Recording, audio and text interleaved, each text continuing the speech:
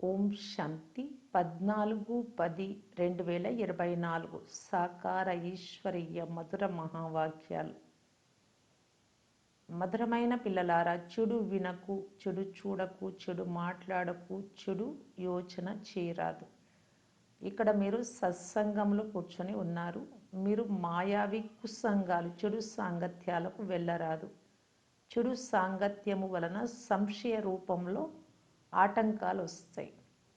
ప్రశ్న: ఈ సమయంలో ఏ మనిషిని కూడా స్పిరిచువల్, ఆధ్యాత్మికము అని అనరాదు. ఎందుకు? జవాబు: ఎందుకంటే అందరూ దేహ అభిమానంలో ఉన్నారు. దేహ అభిమానంలో ఉన్నవారు స్పిరిచువల్ అని పిలువబడతారు. స్పిరిచువల్ ఫాదర్ ఒక్క నిరాకార తండ్రి మాత్రమే, ఆత్మల తండ్రి. వారు మీకు కూడా దేహీ అభిమానులుగా తయారయ్యే శిక్షణనిస్తున్నారు. ఒక్క తండ్రికి మాత్రమే సుప్రీం అను టైటిల్, బిరుదు ఇవ్వగలరు. తండ్రి తప్ప సుప్రీం అని ఎవ్వరూ అనబడరు. ఓం శాంతి. పిల్లలు ఇక్కడ కూర్చున్నప్పుడు బాబా మనకు తండ్రే కాక టీచరు, సద్గురువు కూడా అయ్యారు అని స్మృతి ఉంటుంది. ముగ్గురి అవసరం ఉంటుంది. మొదట తండ్రి, తర్వాత చదివించే టీచరు, ఆ తర్వాత గురువు. ఇక్కడ స్మృతి కూడా ఇలాగే చేయాలి. ఎందుకంటే ఇది క్రొత్త విషయం కదా. వారు అనంతమైన తండ్రి. అనంతము అనగా సర్వులకు అని అర్థం. ఇక్కడికి ఎవరు వచ్చినా ఇది స్మృతిలోకి తెచ్చుకోండి అని చెప్తారు. ఇందులో సంశయం ఎవరికైనా ఉంటే చేతులెత్తండి. ఇది అద్భుతమైన విషయం కదా. జన్మ జన్మాంతరాలుగా ఎప్పుడు ఇటువంటి వారు అనగా తండ్రి, టీచరు, సద్గురువు ఒక్కరే అయిన వారు ఎవరైనా లభించారా? అందులోనూ సుప్రీం, అనంతమైన తండ్రి, అనంతమైన టీచరు, అనంతమైన సద్గురువు. ఇటువంటి వారు ఎప్పుడైనా ఎవరైనా లభించారా? ఈ పురుషోత్తమ సంగమయుగంలో తప్ప మరెప్పుడూ లభించరు. ఇందులో సంశయం ఉన్నవారు చేతులెత్తండి. ఇక్కడ అందరూ నిశ్చయ బుద్ధితో కూర్చున్నారు, నమ్మకంతో. ఈ ముగ్గురే ముఖ్యమైన వారు. అనంతమైన తండ్రి ఇచ్చే జ్ఞానం కూడా అనంతమే. ఈ జ్ఞానం ఒక్కటే అనంతమైనది. అనేక ప్రకారాలైన హద్దు విద్యలను మీరు చదువుతూనే వచ్చారు. కొంతమంది వకీళ్ళుగా, కొంతమంది సర్జన్లుగా అవుతారు. ఎందుకంటే ఇక్కడ డాక్టరు, జడ్జి, వకీలు అందరూ అవసరమే. స్వర్గంలో వీరు అవసరం ఉండదు. అక్కడ దుఃఖము అనే మాటే ఉండదు. అందుకే ఇప్పుడు తండ్రి కూర్చొని పిల్లలకు అనంతమైన శిక్షణనిస్తారు. ఇక మీదట అర్ధకల్పం మీరెవ్వరి వద్ద శిక్షణ పొందే అవసరం ఉండదు. ఈ ఒక్కసారి లభించిన శిక్షణ ద్వారా 21 జన్మలకు ఫలితం లభిస్తుంది. ఇది అటువంటి ఫలితమునిచ్చే చదువు. అక్కడ వకీలు, డాక్టరు, జడ్జి మొదలైన వారెవ్వరూ ఉండరు. ఇది నిశ్చయం ఉంది కదా. అంతే కదా. అక్కడ దుఃఖం ఉండదు, కర్మ భోగం ఉండదు. చేసినటువంటి పాపకర్మలకు లెక్కాచారాలు అనుభవించే పని ఉండదు. తండ్రి కర్మల విధానాన్ని కూర్చొని అర్థం చేస్తూ ఉన్నారు. ఆ గీత వినిపించేవారు ఈ విధంగా వినిపిస్తారా? తండ్రి చెప్తున్నారు, నేను పిల్లలైన మీకు రాజయోగం నేర్పిస్తున్నాను. దానిలో కృష్ణ భగవాను వాచ్ అని వ్రాశారు. కానీ కృష్ణుడు దైవీ గుణాలు కల మానవుడు. శివ్ బాబా ఏ పేరు పెట్టుకోరు. వారికి ఇతర పేరే లేదు. తండ్రి చెప్తున్నారు, నేను బ్రహ్మ శరీరాన్ని అప్పుగా తీసుకున్నాను. ఈ శరీరం అనే ఇల్లు నాది కాదు. ఇది బ్రహ్మ ఇల్లు. ఈ శరీరం, ఈ ఇంటికి కిటికీలు మొదలైనవన్నీ ఉన్నాయి. కళ్ళు, ముక్కు, నోరు, చెవులు ఇలాగా. నేను మీ అనంతమైన తండ్రిని అనగా సర్వాత్మలకు తండ్రిని. ఆత్మలకు చదువు కూడా చెప్తాను. వీరిని స్పిరిచువల్, ఆత్మిక తండ్రి, స్పిరిచువల్ ఫాదర్. ఆత్మిక తండ్రి అంటే ఆత్మలందరికీ, విశ్వాత్మలందరికీ కూడా తండ్రినే. ఇతరులెవ్వరిని ఆత్మల తండ్రి అని అనరు. వీరు అనంతమైన తండ్రి అని పిల్లలైన మీకు తెలుసు. ఇప్పుడు స్పిరిచువల్ కాన్ఫరెన్స్, ఆధ్యాత్మిక సమ్మేళనం జరుగుతోంది. వాస్తవానికి స్పిరిచువల్ కాన్ఫరెన్స్ ఉండనే ఉండదు. ఇది సత్యమైనటువంటి స్పిరిచువల్ కానే కాదు. వారు దేహాభిమానంలో ఉన్నారు. తండ్రి చెప్తున్నారు, పిల్లలు దేహి ఆత్మ అభిమానులుగా అవ్వండి. దేహ అభిమానాన్ని వదిలేయండి. ఈ విధంగా ఎవ్వరూ చెప్పరు. స్పిరిచువల్ అనే పదం ఇప్పుడే వ్రాస్తున్నారు. ఇంతకుముందు రిలీజియస్, మత సంబంధమైన కాన్ఫరెన్స్ అనేవారు. స్పిరిచువల్కి అర్థం వారికి తెలియనే తెలియదు. స్పిరిచువల్ ఫాదర్ అనగా నిరాకార తండ్రి, ఆత్మలైన మీరు ఆత్మిక పిల్లలు. స్పిరిచువల్ ఫాదర్ వచ్చి మిమ్మల్ని చదివిస్తున్నారు. ఆత్మల తండ్రి. ఈ జ్ఞానం ఇతరులెవ్వరిలోనూ లేదు. తండ్రి స్వయంగా కూర్చొని తానెవరో అర్థం చేయిస్తున్నారు. గీతలో ఇది లేదు. నేను మీకు అనంతమైన శిక్షణనిస్తాను. ఇందులో వకీలు, జడ్జి, సర్జన్ మొదలైన వారి అవసరం లేదు. ఎందుకంటే అక్కడ అపారమైన సుఖం ఉంటుంది. దుఃఖం యొక్క నామరూపాలు ఉండవు. ఇక్కడ సుఖానికి నామరూపాలు లేనే లేవు. ఇలా జరుగుటను ప్రాయలోపమని అంటారు. సుఖము కాకిరెట్టతో సమానం. అంత కొంచెమే సుఖం ఉంటే అనంతమైన సుఖం లభించే జ్ఞానం ఎలా ఇస్తారు? మొదట దేవీ దేవతల రాజ్యం ఉన్నప్పుడు సత్యత 100% ఉండేది. ఇప్పుడంతా అసత్యమే అసత్యం ఉంది. ఇది అనంతమైన జ్ఞానం. ఇది మానవ సృష్టి వృక్షం. దీనికి బీజం నేను అని మీకు తెలుసు. తండ్రిలో వృక్ష జ్ఞానం సంపూర్ణంగా ఉంది. మానవులకి జ్ఞానం లేదు. నేను చైతన్య బీజ రూపాన్ని. నన్ను జ్ఞాన సాగరుడు అని అంటారు. జ్ఞానం వలన సెకండ్లో గతి సద్గతి జరుగుతుంది. నేను సర్వులకు తండ్రిని. నన్ను తెలుసుకొని గుర్తించినందున పిల్లలైన మీకు వారసత్వం లభిస్తుంది. కానీ రాజధాని కదా. స్వర్గంలో కూడా నంబర్వార్ పదవులు చాలా ఉంటాయి. ఆ తండ్రి ఒకే విధమైన చదువును చదివిస్తారు. చదివేవారు నంబర్వారుగా ఉండనే ఉంటారు. ఇందులో ఇతర చదువుల అవసరం ఉండదు. అక్కడ ఎవ్వరు జబ్బు పడరు. అక్కడ ధన సంపాదన కొరకు చదువుకోరు. మీరు ఇక్కడి నుండి అనంతమైన వారసత్వం తీసుకెళ్తారు. అక్కడ మనకు ఈ పదవి ఎవరు ఇప్పించారో కూడా తెలియదు. ఇక్కడ మీరు అవన్నీ అర్థం చేసుకుంటారు. హద్దులోని జ్ఞానాన్ని మీరు చదువుతూ వచ్చారు. ఇప్పుడు అనంతమైన చదువును చదివించే వారిని చూశారు, అర్థం చేసుకున్నారు. ఈ తండ్రి తండ్రే కాక టీచర్ కూడా అని తెలుసుకున్నారు. తండ్రి వచ్చి మనల్ని చదివిస్తున్నారు. వారు సుప్రీం టీచర్, రాజయోగాన్ని నేర్పిస్తూ ఉన్నారు. సత్యమైన సద్గురువు కూడా అయ్యారు. ఇది బేహద్దు రాజయోగం. వారు వకీలు చదువు, డాక్టర్ చదువు మాత్రమే నేర్పిస్తారు. ఎందుకంటే ఈ ప్రపంచమే దుఃఖమయంగా ఉంది. అదంతా హద్దు చదువు. ఇది బేహద్దు చదువు. తండ్రి మీకు అనంతమైన చదువును చదివిస్తున్నారు. ఈ తండ్రి, టీచరు, సద్గురువు కల్పకల్పము వస్తారు అని కూడా మీకు తెలుసు. సత్య త్రేతా యుగాల కొరకు ఈ చదువునే మళ్ళీ చదివిస్తారు అని కూడా మీకు తెలుసు. తర్వాత ఈ చదువు ప్రాయలోపమైపోతుంది. సుఖ ప్రాలబ్ధము డ్రామా అనుసారం పూర్తి అయిపోతుంది. అనంతమైన తండ్రి కూర్చొని చదివిస్తూ ఉన్నారు. వారిని పతిత పావనులని అంటారు. కృష్ణుణ్ణి త్వమేవ మాతాపిత లేక పతిత పావన అని అనరు. వీరి మహిమకు వారి మహిమకు రాత్రికి పగలకు ఉన్నంత తేడా ఉంది. నన్ను తెలుసుకుంటే మీరు ఒక్క క్షణంలో జీవన్ముక్తి పొందుకుంటారు అని తండ్రి చెప్తున్నారు.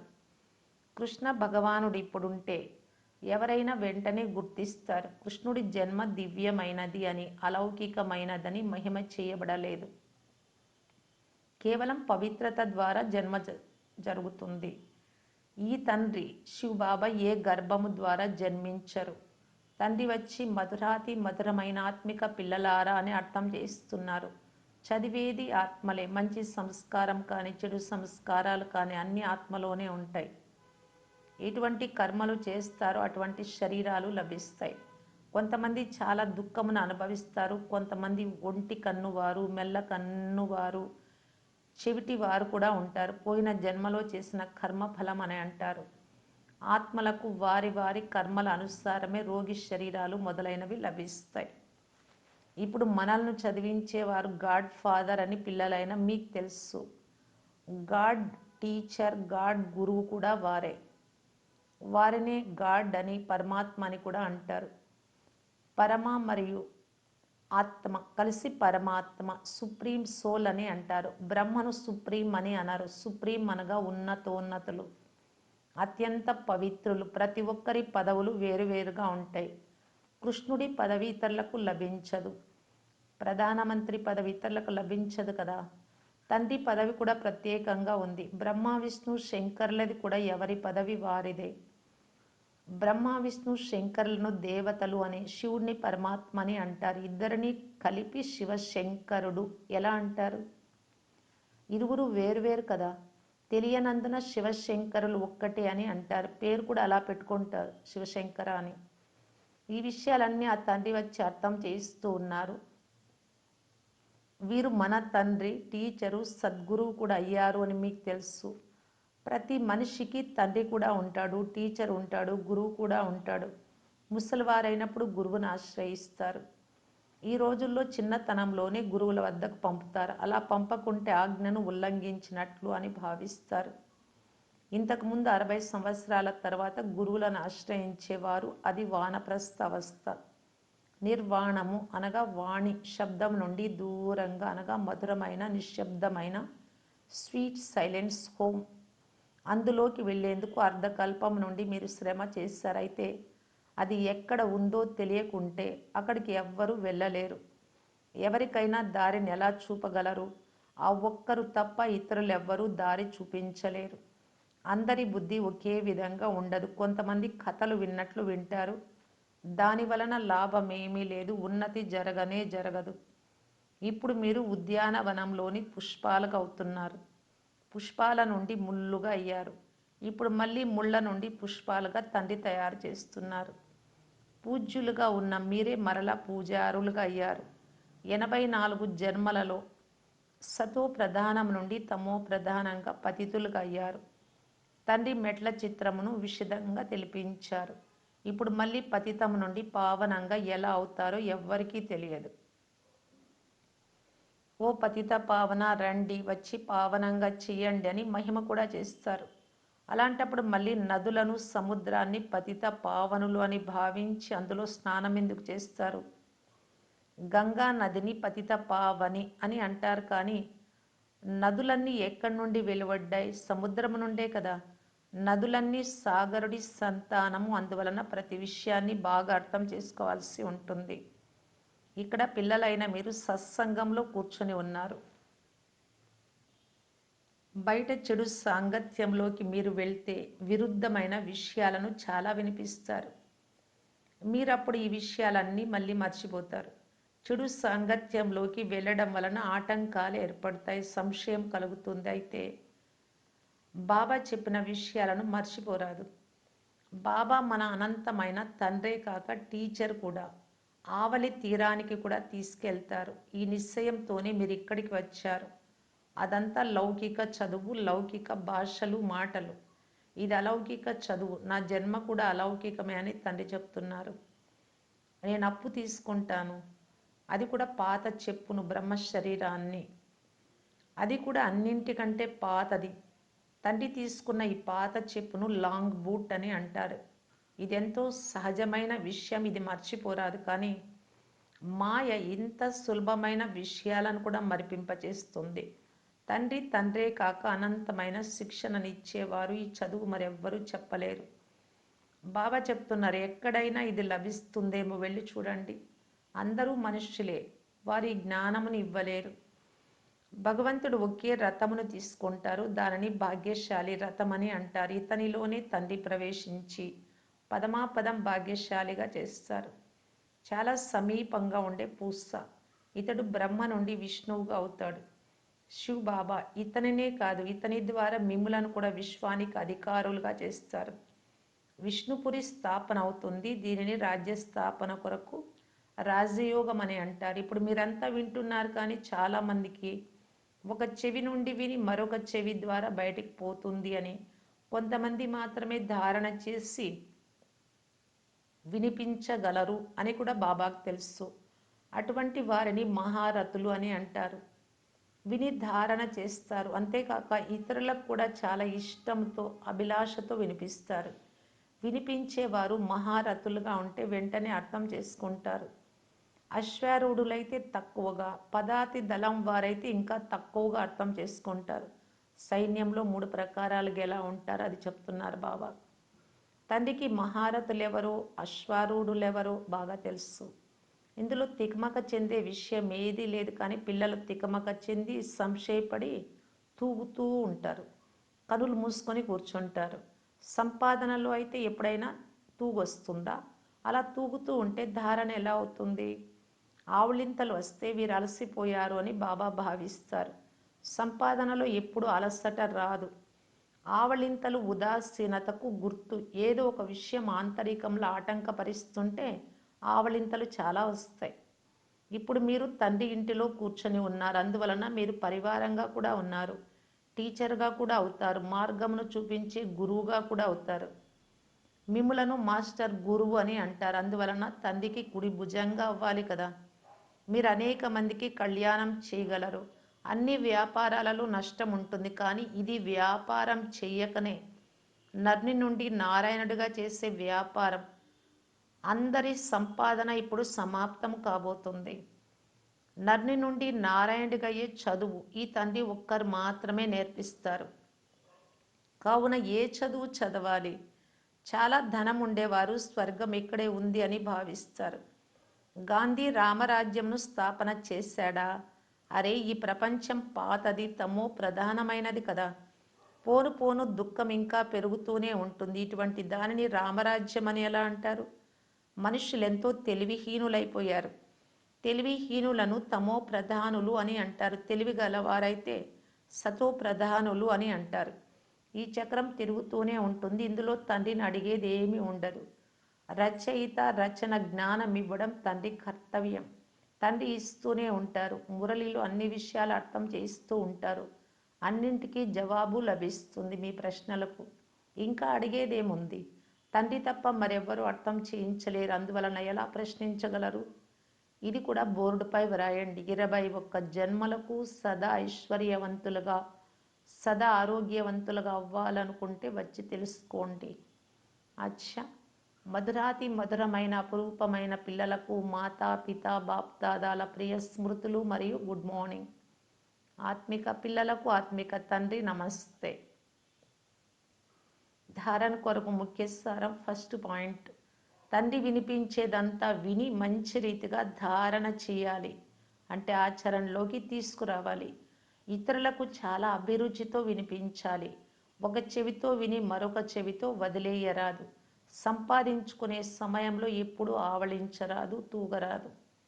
సెకండ్ పాయింట్, బాబాకు కుడి భుజములై అనేక మంది కళ్యాణం చేయాలి. నర్ని నుండి నారాయణుడిగా తయారై ఇతరులను తయారు చేసే కర్తవ్యం చేయాలి. వరదానం, ఎవరి గురించిన వ్యర్థ సమాచారం విని దానిపై ఆసక్తిని పెంచుకునేందుకు బదులు, వేస్ట్ మాటలంతా మాట్లాడే బదులు ఫుల్ స్టాప్ పెట్టే పరమతం నుండి ముక్తభవ. చాలామంది పిల్లలు నడుస్తూ నడుస్తూ శ్రీమతంతో పాటు ఆత్మల పరమతాన్ని మిక్స్ చేసేస్తారు. ఎవరైనా బ్రాహ్మణ ప్రపంచం యొక్క సమాచారాన్ని వినిపిస్తూ ఉంటే ఆ సమాచారాన్ని చాలా ఆసక్తితో ఇష్టంగా వింటారు. విని ఏమీ చేయలేరు, కానీ వినేస్తారు. కనుక ఆ సమాచారం విన్నది ఎక్కడికి వెళ్తుంది? బుద్ధిలోకి వెళ్ళిపోయింది. సమయం వృధా అవుతుంది. అందువలన తండ్రి ఆజ్ఞ ఏమిటి అంటే, వింటున్నా విననట్లు ఉండండి. ఎవరైనా వినిపించినా మీరు ఫుల్ స్టాప్ పెట్టేయండి. ఏ వ్యక్తిని గురించి విన్నారో వారి పట్ల దృష్టి లేక సంకల్పంలో కూడా గుణాభావం అంటే అయిష్టం ఉండరాదు. అప్పుడు పరమతం నుండి ముక్తులని అంటారు. స్లోగన్, ఎవరి హృదయం విశాలంగా ఉంటుందో వారి స్వప్నంలో కూడా హద్దు సంస్కారాలు ఉత్పన్నమవ్వవు. అవ్యక్త ఇషారా. పాత సంస్కారాన్ని పరివర్తన చేసుకొని సంస్కార మిళనం యొక్క రాస్ చేయటానికి బాప్దాదా తెలియజేస్తూ ఉన్నారు. ఏది చాలా సమయం యొక్క సంస్కారం ఉంటుందో అది అంతిమంలో స్థితిగా ఉంటుంది. లౌకిక రీతిలో కూడా ఎవరైనా శరీరం వదిలితే ఏదైనా సంస్కారము దృఢంగా ఉంటే, తినడము, త్రాగడము, ధరించడము మొదలైన ఉంటే లాస్ట్ సమయంలో ఆ సంస్కారం ఎదురుగా వస్తుంది. కనుక ఇప్పటి నుండి ఈ విస్మృతి యొక్క మరియు ఓడిపోయే సంస్కారాన్ని తొలగించుకోవాలి. దీని కొరకు మీతో మీరు దృఢ ప్రతిజ్ఞ చేసుకోవాలి. ఈ సంస్కారము, ఈ వ్యర్థ సంకల్పాలను ఎప్పుడే కానీ ఉత్పత్తి కానివ్వను. ఎప్పుడు ఇలాంటి దృఢ ప్రతిజ్ఞ చేస్తారో అప్పుడు అంతిమంలో విజయీలు కాగలరు. ఓం శాంతి.